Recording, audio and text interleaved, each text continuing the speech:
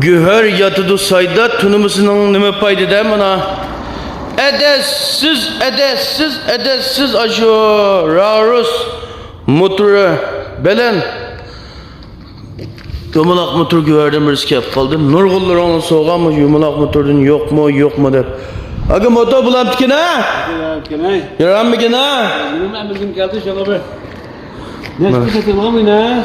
Bu motor ne na? Ya dedem gelse. Ben 700-1800 koy. Yakı yorukla gelse. Ben 600-700 koy. Motorda, doyunda, güvenci kılıvetip, yürek besivetip, zem besivetip, ma pınlınçı rayını var ya, aşağı gul yollap kap, bakaç guldum yine. Ha? Yollap koyga adamda gel, nait ezan bedük. Allah telefon numarını bilemsa, bilmemse, dempiyemisi. 166 99 83 68 33. Ha? Minelemse yürek basmakalı besüvetinli güvence kılmalı ha hamısı otaldı premti mi? Ha?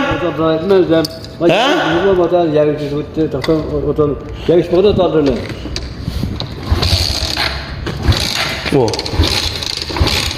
Ama posasını tatlı.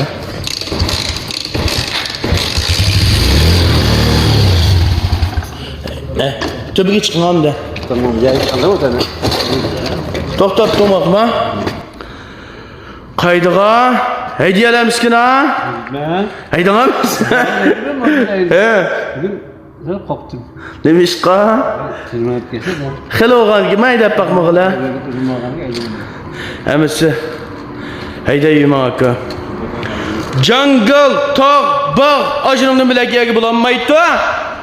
Motoning motorsi shunda qaday. Oldu kendi kamalarıma okuldayım ana. Dağda bağda cangalda gittim kallığa. Yok ulan bir pulluğa. Paydalı varsanlı buttu. Hazır hiç işini kollap belgeli köptün köp rahmet. Mişyarı gibi binayız çatlap. Açtı koka gelir eken. Hüşyanlarım bana. Da yeni. Bak güzel. Moçam pulga gitken yeri yok. Diyem bana cüzümü seppelsek butuma bir motoğa. Gör.